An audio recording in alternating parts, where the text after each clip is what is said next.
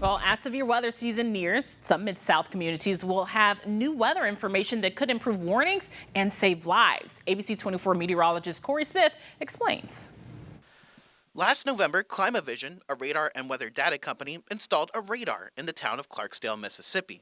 This private radar now adds to the two existing public radars in Memphis, one at the airport and the other at the National Weather Service.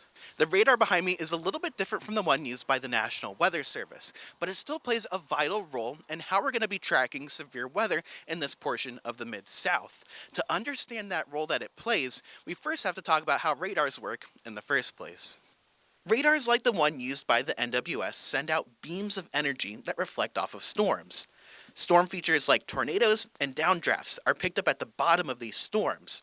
That's where the issue arises. The Earth is curved, meaning the further the storm is, the higher the beam is, to the point where some of the most impactful weather can be missed. Climavision's solution is to add smaller radars to fill these gaps in coverage. It's the viewing area that you have just to the south and west of Memphis.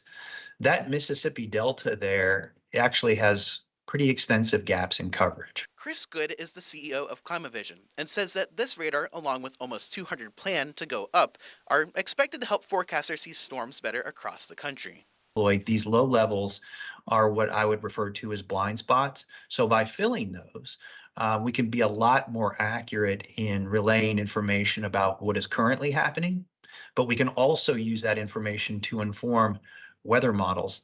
Climavision says they've partnered with the National Weather Service, and this is actually going to be the first severe season that this radar data is going to be used by the National Weather Service to warn storms in the southern portions of the Mid-South. Of course, that should increase the amount of warning time that residents get ahead of the strongest of weather. From Clarksdale, I'm ABC 24 meteorologist Corey Smith.